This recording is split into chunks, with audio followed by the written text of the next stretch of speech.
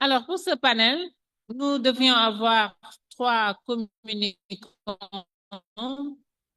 mais au dernier moment, le troisième n'est plus, euh, n'est pas dans les dispositions. Alors, nous aurons donc 2 communicants, à savoir Monsieur Vincent Bouchard et Madame Guédi Malika, ici présente. Le premier, Monsieur Vincent Bouchard, va faire sa communication en ligne. Alors, c'est un professeur canadien qui a soutenu une thèse de doctorat sur exploration historique et esthétique des techniques légères synchrones à l'Office national du film au Canada. Comme vous le savez, le cinéma est devenu donc un média incontournable dans l'étude de l'histoire en général à cause de sa pertinence, parce que c'est un des médias qui permet aux spectateurs de vivre directement un événement, de pouvoir le sentir.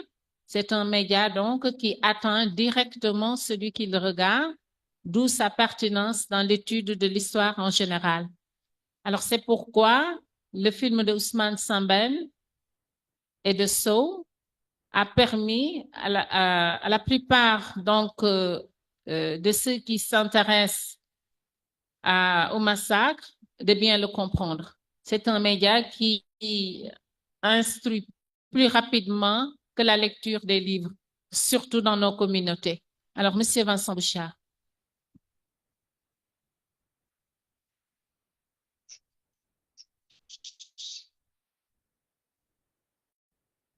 Je vais commencer par remercier les organisateurs. Finalement, m'excuser de ne pas être parmi vous. Voir que je suis trop bien décoré. Je voudrais aussi m'excuser pour l'aspect un peu brouillon de ma présentation, mais le contenu vous expliquera un petit peu pas fort. Donc, mon hypothèse de départ est que le film de Saint-Ben, Clantier-Roy, correspond à une catégorie. Donc, la première, c'est notamment la médiatisation du massacre de Tiaroy, qui a eu lieu avant, mais qui a pris une dimension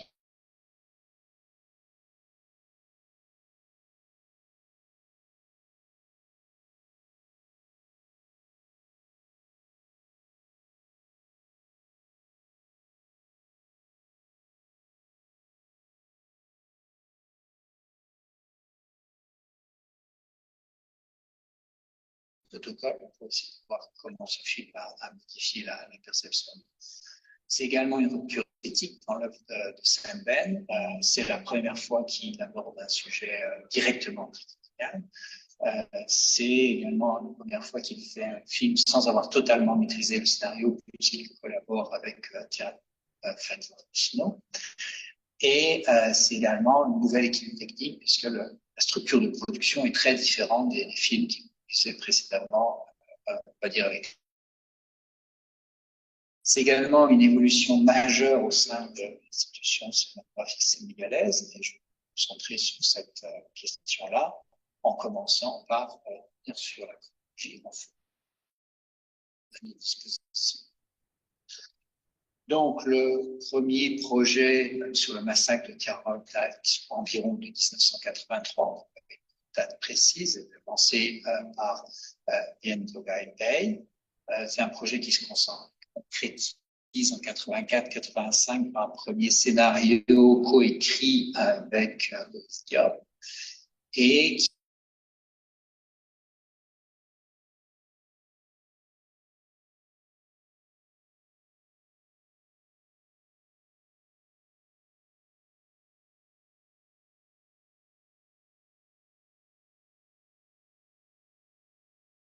archives.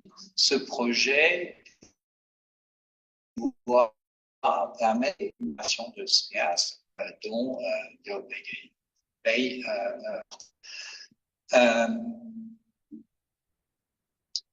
beaucoup de choses restent à concrétiser. En fait, il y a des éléments qu'on ne connaît pas, en particulier à quel moment il y a plusieurs hypothèses. Je vais en proposer une à la fin, mais je pense qu'on peut faire coexister plusieurs. Est-ce que c'était pour faire compenser le manque de crédibilité du réalisateur. Les producteurs maghrébins se seraient plaints que c'était un jeune cinéaste, Sembène était un nom reconnu. Et c'était une manière de Sembène de fuir le projet de un gigantesque projet sur lequel il travaillait depuis une dizaine d'années. Apparemment, le financement était là, il était prêt à débuter. Est-ce que c'était l'attrait d'un film facilement réalisable? C'est à peu près 8 ans après son dernier film, il avait peut-être une envie de tourner. Il faut se rappeler que ça avait vendu son âme pour faire un film. Peut-être ce désir très fréquent. Et surtout, en quoi ça interagit avec ses collègues d'Iran. On connaît la réaction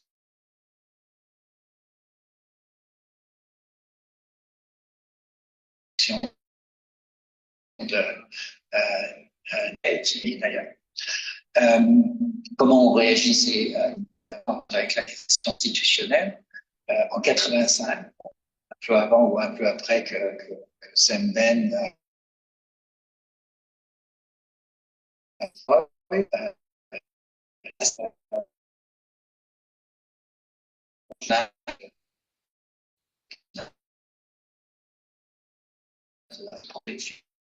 agir avec le changement institutionnel, on n'a pas encore tous les détails.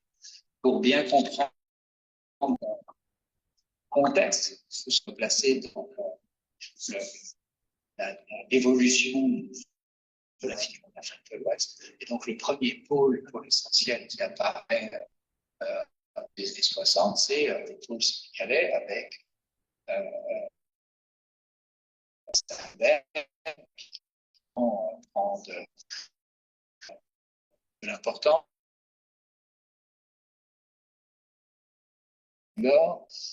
C'est un des premiers à s'équiper. Il y a une production d'actualité cinématographique cinématographique mise en place par le président Senghor. Il y a la formation de techniciens, en tout cas, il y a et qui permettent certaines robustesses de cette institution cinématographique au Sénégal.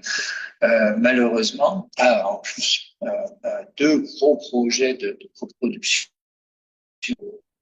projet-là, le projet qui va s'arrêter pour 5 ans. Et le deuxième, c'est le projet de Sembène sur Saint qui, en juillet 85, d'après les sources, parlait de 3 épisodes de 12h30, plus une série télévisuelle. Assez conséquent, et apparemment. Et donc, ça permet à différents plus ou moins indépendants de constater la force de ce pôle sénégalais. Les choses n'ont pas duré. L'industrie cinématographique sénégalaise dans son ensemble connaît un ralentissement important, baisse de la fréquentation, baisse de évidemment, c'est par la finance publique qui est un ajustement structurel. De Sembène à produire son prochain du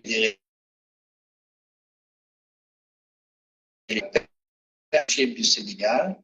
Ces échecs individuels, corporatifs et nationaux se reflètent sur la scène régionale, et une des conséquences est le retrait du Sénégal avec d'autres pays, le Cameroun, des projets sur l'Afrique de l'Ouest ou des questions de distribution.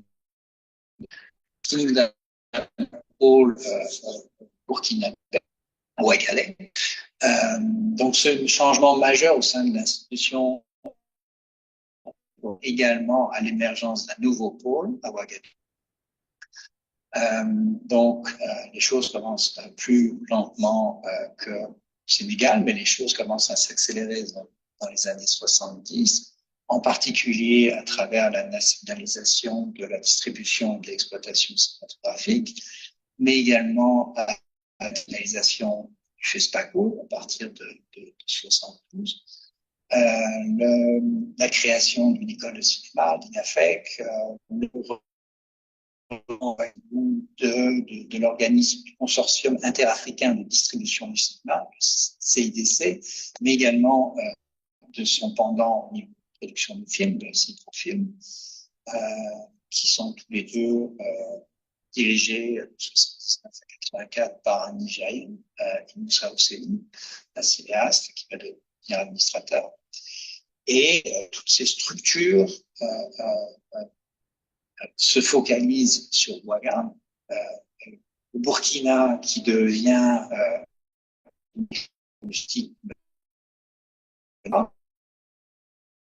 littéralement va mettre le Burkina Faso sur la carte. Je suis désolé pour ce nouvel jeu de mots.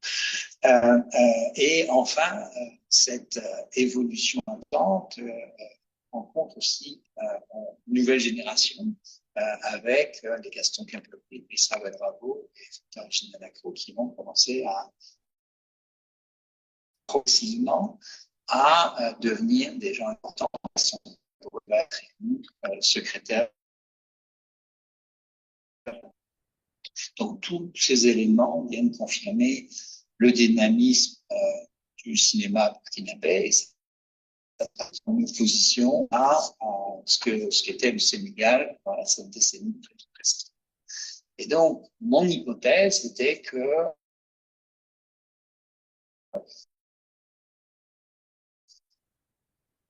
le projet de 40 était en quelque sorte cet élément de pivot qui rendait visible ce changement institutionnel. C'est là que ma présentation se faisait. Et en fait, je fais des recherches. Et cette semaine, je suis tombé sur un nouveau fameux, pour reprendre le terme d'un prestigieux père qui est Pierre, un document issu de l'ambassade de France à Dakar, une dépêche sur Philippe Kantiara. Donc, la première partie de cette dépêche revient sur les face talks, dans lequel l'ambassadeur revient sur le map 35 morts, 35 blessés, 34. Évidemment, un euphémisme assez si on ne parlait pas d'un massacre. Au contraire, il m'a énormément comme une difficulté sénégalaise à produire le film. Et donc, il présente tout un processus d'ingérence, on peut l'appeler comme ça. Donc, présente le premier projet de Diop, Tireur 44, comme ayant une tonalité résolument anti-française. Et il présente de manière innocente le fait que renoncer à sa nature, choisit de procéder au scénario de Cantiarol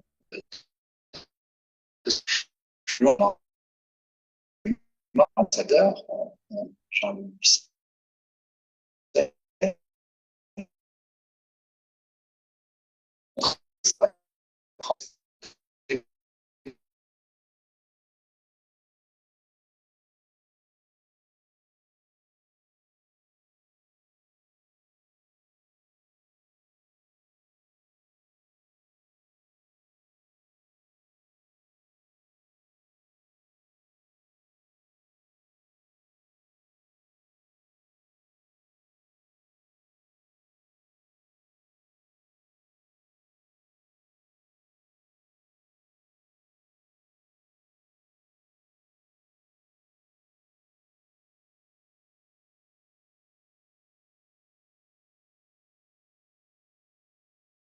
jeunesse cinématographique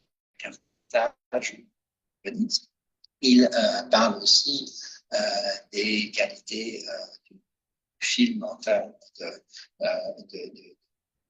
des scènes humoristiques, il fait une l'emphase sur la dénonciation du racisme latent des autorités coloniales.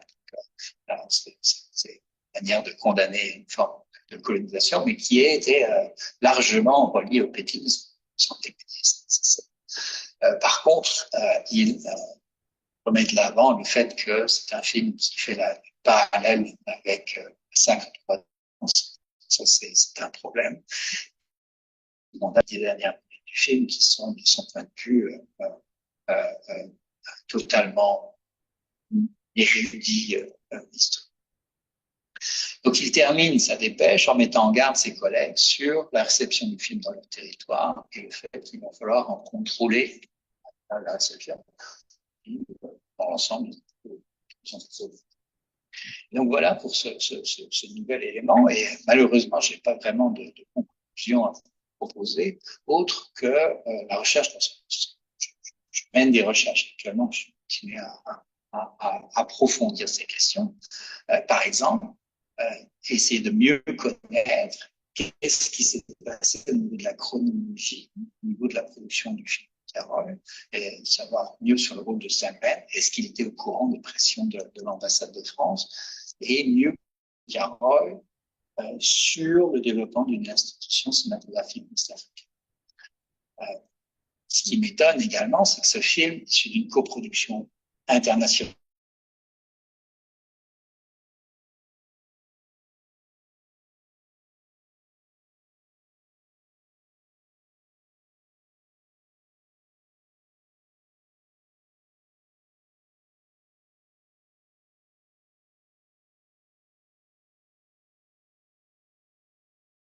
dernier point que je voudrais ajouter, en écho à ce que j'ai entendu c'est qu'il faut que la est primordial d'avoir accès aux sources. Il est primordial que les sources soient ouvertes le plus librement possible aux historiens. Et je comprends tout à fait que les moyens de notre gouvernement ne soient pas illimités et la capacité de travail des fonctionnaires n'est pas non plus sans limite. Je comprends également que la consultation des archives suive les règles mises en place par les administrations. Tout ceci ne justifie pas une mise en danger des archives. La préservation est le premier des objectifs. D'après mon expérience, ceci est maintenant le cas en France, mais également au Sénégal. C'est pas le cas partout en Afrique de l'Ouest. Cela ne justifie pas non plus qu'on limite l'accès aux archives, tant en Afrique de l'Ouest qu'en Europe. J'ai rencontré, et je rencontre encore, des difficultés d'accès aux sources qui pourraient, dans certains cas, être assimilées à une tentative de censure. Et je trouve ça spécifiquement inacceptable. Je vous remercie. Beaucoup. Bonjour à tous. Merci beaucoup, Monsieur Bouchard. Il est dans son domaine. Il a une double formation en littérature comparée. Il est spécialiste des stratégies cinématographiques en Afrique de l'Ouest.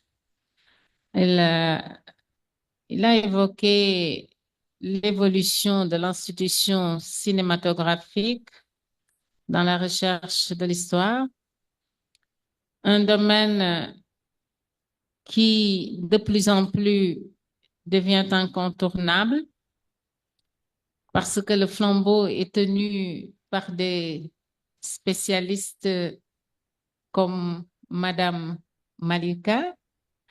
Elle est chercheure, elle est spécialiste en communication et information, spécialiste de l'image animée. Hein? Elle a initié des thématiques nouvelles, intéressantes, pertinentes, n'est-ce pas?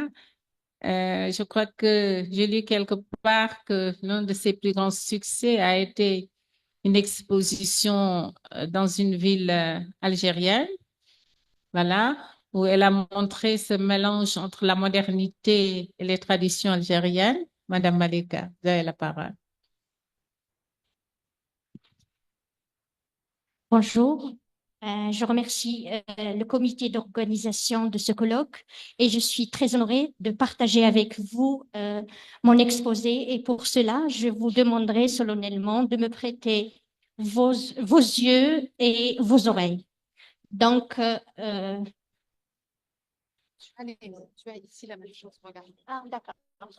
Le titre mon exposé, c'est Visage de la mémoire, dévoiler les tirailleurs dans le camp plutôt de Tirao. Donc, ce colloque, j'ai fait une recherche qui a normalement dépassé les 4 mois et demi. J'ai visionné le film de notre père, le père du cinéma africain, que je suis très honorée. J'ai le vertige, j'ai la frousse de présenter et analyser son travail. C'est Monsieur Ousmane Sembène.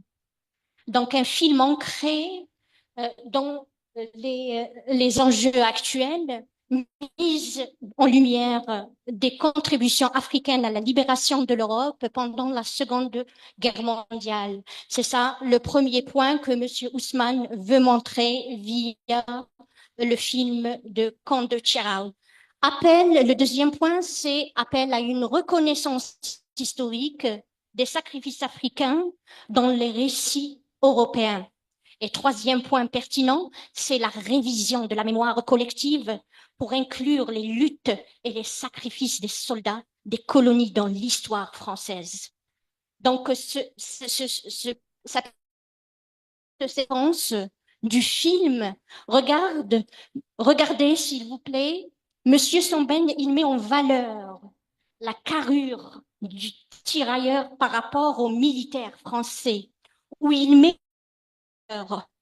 la figure du tirailleur, pardon, par rapport aux soldats. Et quand il commence, pardon, et quand il commence à converser entre eux, à converser, à parler, à discuter de ce qui est le sujet français et le français, la personne française, il les met, vous retournez le truc, parce que c'est le plus pertinent. Il les met dans la même hauteur parce que lui, quand il demande le militaire, il va demander au tirailleur, il va lui demander, puisque vous êtes instruit, pourquoi vous ne demandez pas la nationalité française? Il lui dit non, je suis africain et je voudrais le rester. Le deuxième slide, s'il vous plaît. Donc, transmission de l'histoire par le cinéma. Moi, je trouve que le cinéma, je suis pas l'initiatrice, mais parmi les chercheurs qui disent que le cinéma est un médium de transparence et c'est un médium scientifique qui peut contribuer à l'avancée de l'histoire, à l'avancée de la science. Pourquoi? Parce que maintenant, on est dans l'ère de l'influence de l'image. Les gens ont tendance, avec les réseaux sociaux, avec les smartphones, à voir plus, à écouter ou à lire. Et le cinéma, de ce fait, il prend de l'ampleur. Et pour cela, les tirailleurs, par exemple, dans le film d'Ousmane, comme figure de résistance, loin du cliché du soldat indigène, loyal et reconnaissant, Sembène utilise ces personnages pour déconstruire les mythes glorieux véhiculés par l'ancienne colonie. Ça veut dire qu'il n'y a pas de mythe, il n'y a pas de héros, il n'y a pas que le héros européen, il y a le héros africain. Il y a aussi le deuxième point que M. Ousmane l'évoque par rapport à cette image animée, c'est une contre-histoire par le cinéma. C'est le choix de représenter, non pas de représenter les tirailleurs, non pas comme des individus isolés, mais comme un collectif uni et par une expérience partagée d'injustice. Et c'est vrai, les Africains, il veut montrer, il est visionnaire. Il est visionnaire et c'est un message qu'il est en train d'envoyer, M. Ousmane, là, pour que nous soyons forts, nous les Africains. Il faudrait qu'on réfléchisse en collectivité. Il faudrait pas qu'on soit tout seul. Le slide, s'il vous plaît, suivant. Il y a maintenant, puisque je suis un peu technicienne et scientifique, je vous explique comment M. Ousmane, par les plans séquences, par le plan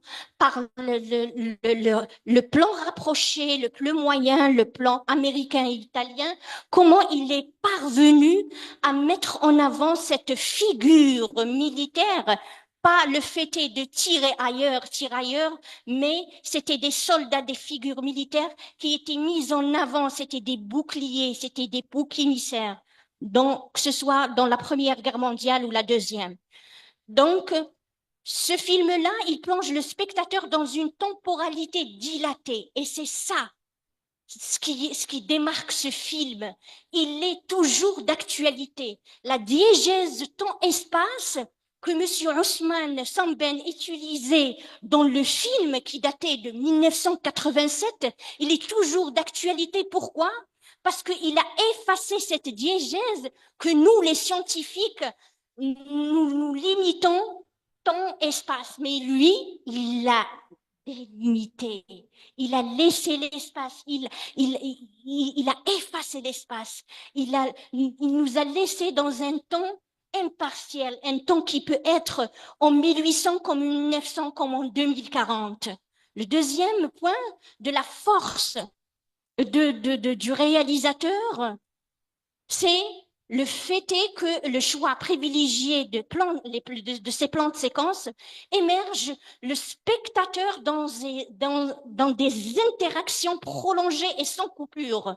Un procédé qui accentue la dimension humaine et émotionnelle dans l'histoire du tirailleur. Cette temporalité étendue ne se limite pas à une simple mise en scène. Elle installe une tension sourde, permettant de saisir avec une précision quasi documentaire la lenteur oppressante de leur souffrance et la monotonie alignante de leur quotidien. Ce choix esthétique traduit une volonté de rendre palpable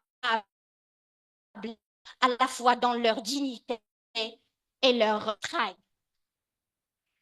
Le montage, c'est chez Sembène. Alors, ce qui démarque vraiment Monsieur Sembène, il a inventé une autre manière de faire le montage et il a surpassé la théorie classique de Sergei Eisenstein, qui est le savant, le connaisseur, l'initiateur du montage dans le cinéma.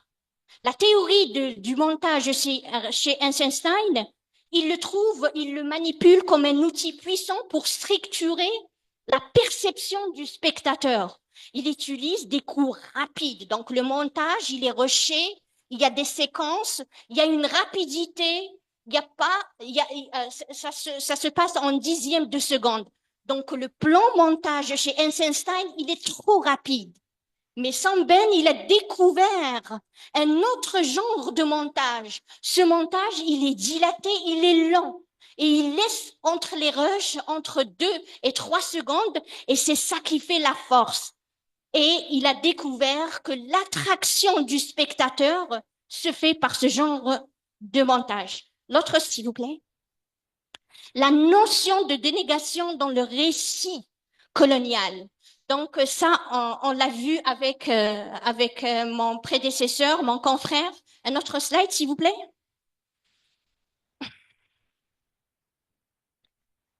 Alors, la mémoire et reconnaissance historique. Ce geste militaire que beaucoup de nous, spectateurs, y est passé d'une manière, je ne sais pas si c'est à mon mais pour Sembène, c'est pertinent. Parce que le geste du militaire français, qui souligne également la question de la mémoire et de la reconnaissance, l'armée coloniale, elle impose une uniformité raciale et morale, effaçant les tirailleurs sénégalais du récit héroïque de la guerre. Cela s'inscrit dans une logique de mémoire coloniale sélective qui refuse de rendre hommage à ces soldats non européens, même après leur sacrifice, en leur imposant une tenue dégradante. Les autorités coloniales cherchaient ainsi à réécrire l'histoire en effaçant toute possibilité de reconnaissance de leur dignité et de leur rôle dans l'effort de la guerre. Regardez comment il est dévêtu. Ségrégation raciale et exclusion. Dans cette scène, où notre réalisateur présente Normalement, le militaire français, par ses paroles, cherche à effacer toute dignité ailleurs et en réduisant, bien sûr, en le réduisant et le ramenant à un statut subalterne, malgré leur rôle crucial dans les combats, c'est pour une fonction, dans le but d'infantiliser ces tirailleurs. Et dans cette scène-là, est-ce qu'on peut lancer le son de cette scène? Elle est très pertinente, s'il vous plaît.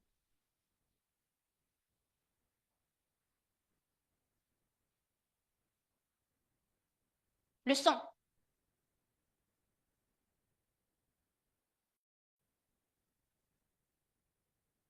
Ah, il lui dit, ici, je vais parler à leur place. Alors, ici, le militaire français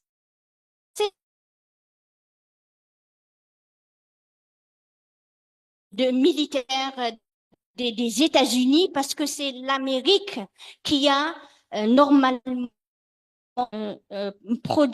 qui a aidé la France logistiquement. Et parmi cette logistique, c'est l'habillement militaire. Donc, une fois qu'ils sont terminés, ils leur ont ordonné d'enlever cette tenue militaire en la changeant avec une autre. Et ici, il lui dit, mais j'avais peur qu'il refuse de nous donner cet habit ce militaire des Unis et l'échanger contre la chachia et ces vêtements dénigrantes.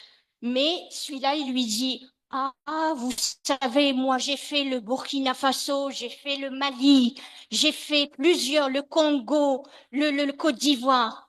C'est des enfants. C'est des enfants. Changez.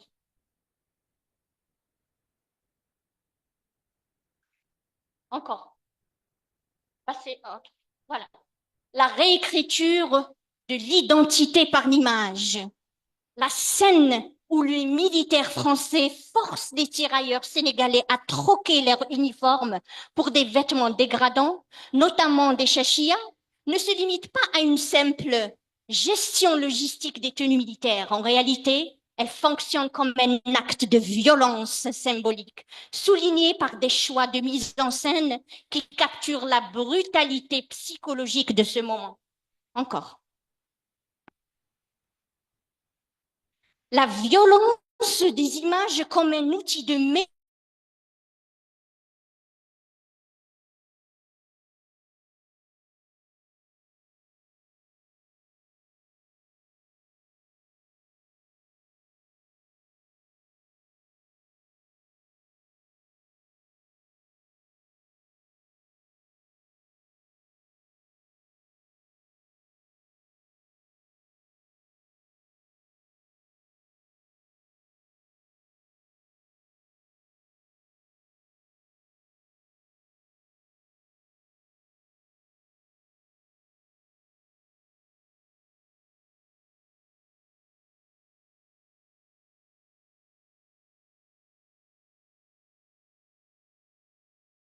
de l'individu. Encore? La puissance maintenant, puissance de l'image de Monsieur Ousmane Sembène comme un acte de résistance. Sembène utilise des gros plans et des plans séquences prolongés pour capter les expressions faciales et les gestes des tirailleurs en transformant chaque regard et chaque mouvement en un acte de résistance silencieux. Comme le soutient Gilles Deleuze dans l'image de temps, le plan séquence permet une dilatation de temps où le spectateur est confronté à une réalité qui ne peut être esquivée. Allez-y, le prochain. Encore. Passez le slide, s'il vous plaît. La mise en scène des voix et des silences, une lecture théorique de la révolte par la parole. Samben ici déploie des dialogues non seulement comme des éléments narratifs, mais aussi comme des instruments de résistance verbale. Chaque réplique devient un acte symbolique de contestation face à l'ordre colonial. La réflexion de France Fanon dans Peau noire, masque blanc, il nous expose l'importance de la parole dans la lutte contre l'infériorisation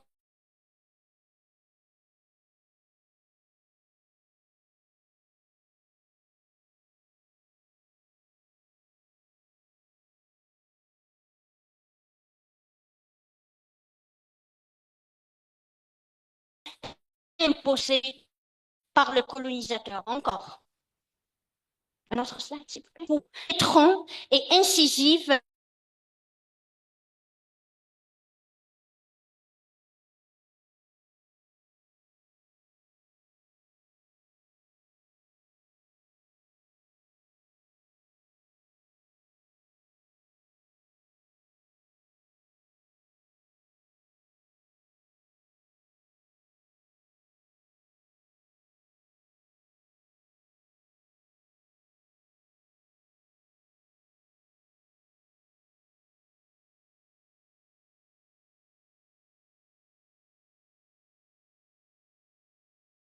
l'histoire et les théories qui subventionnent la communication et l'information.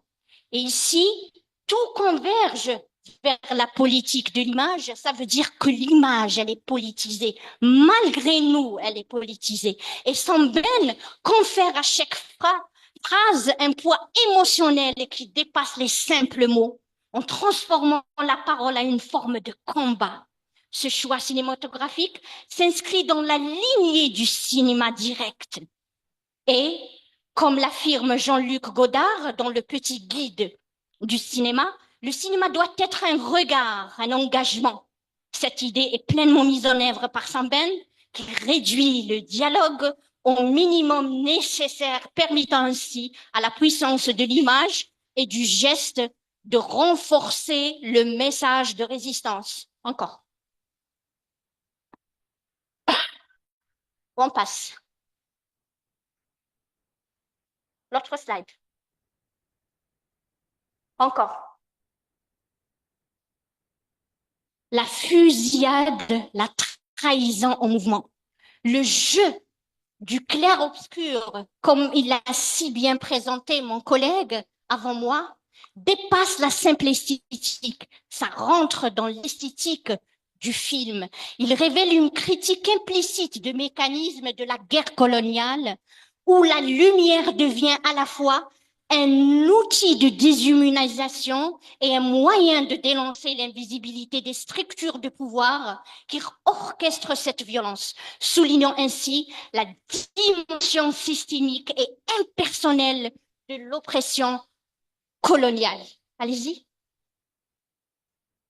Les cadavres étendus, une mémoire sculptée dans l'immobilité. Ici, Samben se dépasse et il rend l'image fixe, il la fait parler. La fin? Encore? Voilà. Encore? Merci pour votre attention et j'ai mis en valeur le drapeau du Sénégal en reconnaissant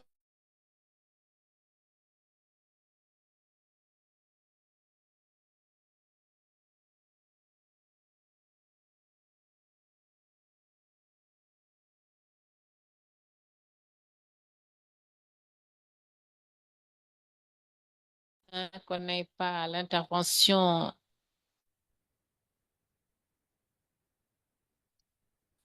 d'un critique de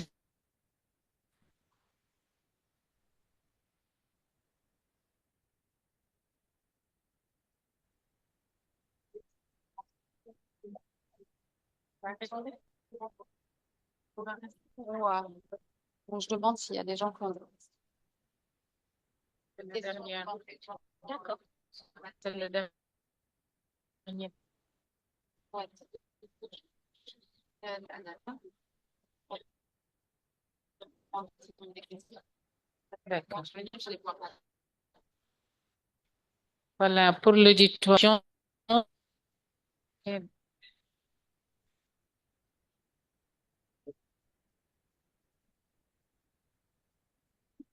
Des questions à Madame.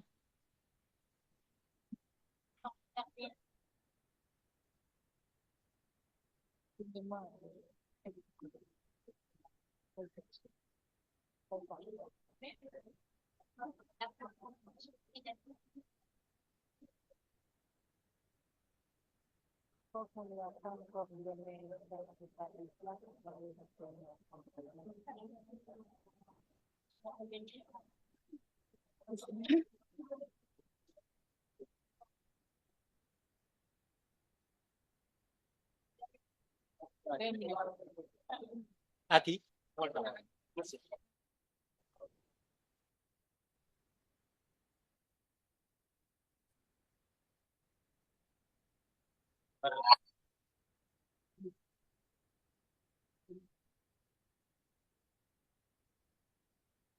Non, c'est bon, micro bien.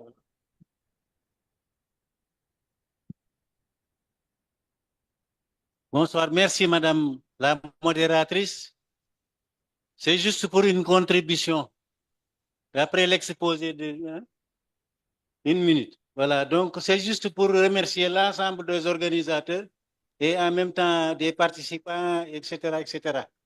Donc, dans son sens actuel, sinon dans le terme même, l'idée de ce colloque est une création de la pensée. Elle se superpose à l'idée d'imagination qu'elle transcende. Monsieur, s'il vous plaît, j'apprécie tout ce que vous allez en train de dire, mais s'il vous plaît, je voudrais des questions pertinentes parce que c'est une recherche que j'ai faite en plusieurs mois et je voudrais avoir le retour. Qu'est-ce qui Oui, vous parce a que retenu? Qu'est-ce qui vous a retenu dans ma voilà, contribution? comme il n'y a pas eu de questions, il n'y a pas eu de ceux qui ont levé la main pour les questions, c'est pour cela que j'ai venu. Je suis venu pour juste pour S'il vous plaît, donner une si vous avez des contribution. questions sur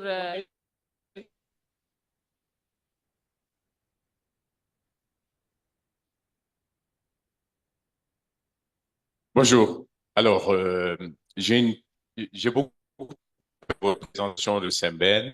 C'est dommage aussi pour celui qui est au Canada, je connais un peu. Mais à vous, je vais vous poser cette question. Vous avez montré une image où Senghor, excusez-moi, où Aloïse Saint-Ben met en perspective un tirailleur en face d'un supérieur avec qui ils ont voyagé ensemble. Ce qui est intéressant ici et que j'aimerais savoir, c'est que est-ce qu'on pourrait aussi voir un cliché, une critique à Senghor? Je m'explique. Aloïse est chrétien. La scène commence par Aloïse, qui est de Efok. Efok, c'est un village en Casamance où en 1943, on a rasé un village. On donne comme ça la fermeture de Tiaroy. Hein. On a rasé un village et la prêtresse qui s'appelle Aline Sitoé Diatta a été exilée à Bamako où elle est morte. D'ailleurs, l'État du Sénégal, depuis Senghor, a toujours cherché à rapatrier le corps de cette dame comme forme de commémoration. Senghor, Abdou Diouf ont cherché à ramener le corps d'Aline Sitoé Diatta en Casamance. Donc, à lui, qui est de ce village, on lui annonce la mort de son père parce que les tirailleurs... De sa mère. Oui. Et donc, ce que je veux savoir n'est pas le rôle de Senghor par opposition à Sembène n'a pas la nationalité bien qu'ayant vécu en France, alors que Aloïse rêve de retourner en France, a une copine française et des enfants français. Est-ce qu'il n'y a pas un clin d'œil critique à Senghor dans ce passage? Je remercie infiniment pour cette question perfide. Alors, il n'y a pas d'ambiguïté politique ni de tendance de M. Senghor, pas du tout. Contraire, ce cadre-là, cette séquence filmique, elle a montré la tolérance du pays grand comme le Sénégal qui émerge comme il y a plusieurs langues, il y a plusieurs religions qui vivent ensemble et c'est le vivre qui marque que ce grand pays qui le sait. Salam alaikum. Bonsoir, madame. Bonsoir, madame la modératrice, présidente de séance.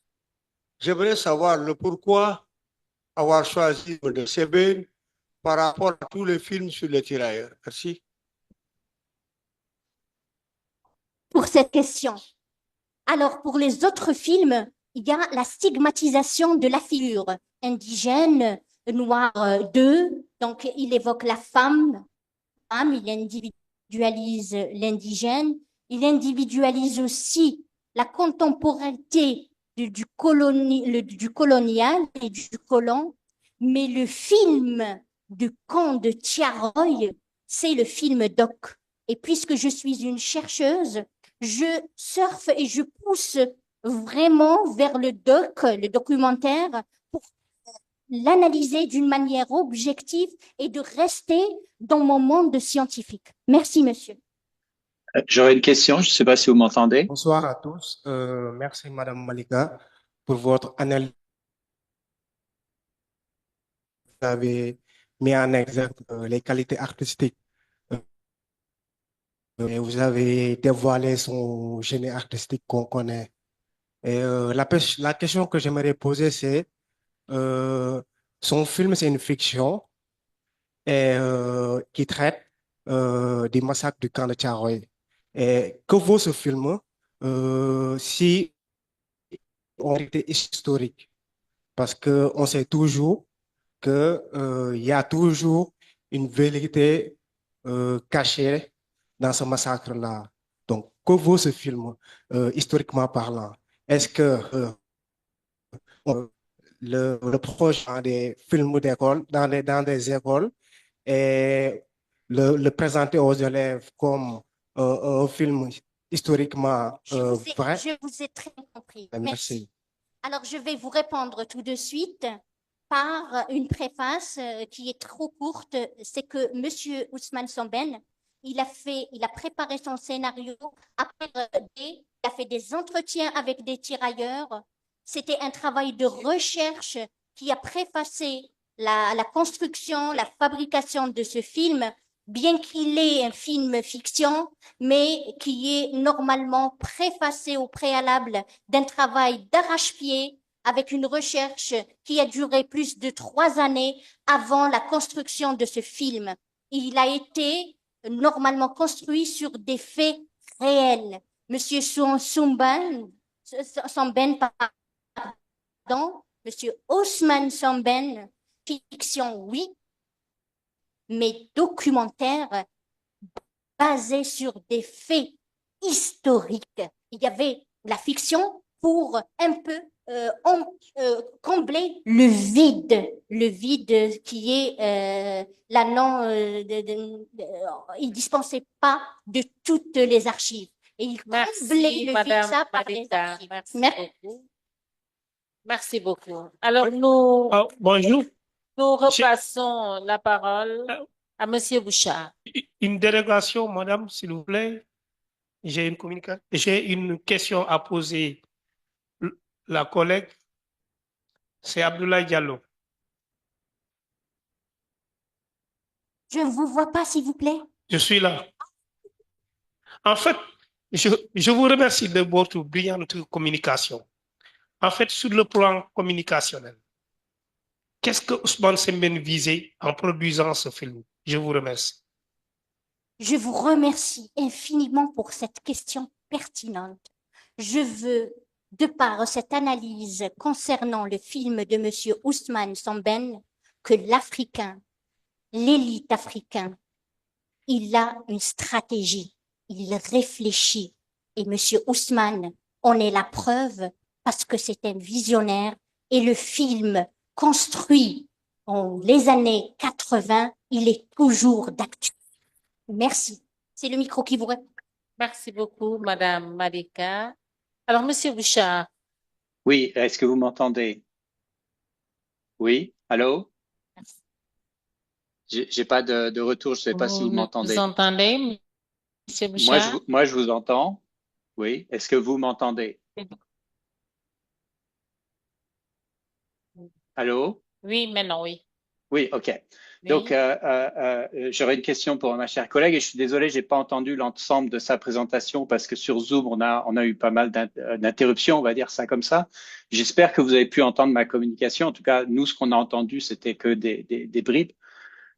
Évidemment, si vous avez des questions, je serais intéressé pour y répondre. Mais donc, ma question, c'est qu'est-ce que vous entendez par documentaire? Parce que c'est des acteurs, c'est une grande mise en scène, c'est basé sur des faits historiques. J'aimerais voir les preuves parce que toute la recherche dont vous parlez, où se trouve-t-elle? Quelles sources vous pouvez nous Merci pour cette apporter? question, J'ai pas très fini. cher confrère. Allez-y.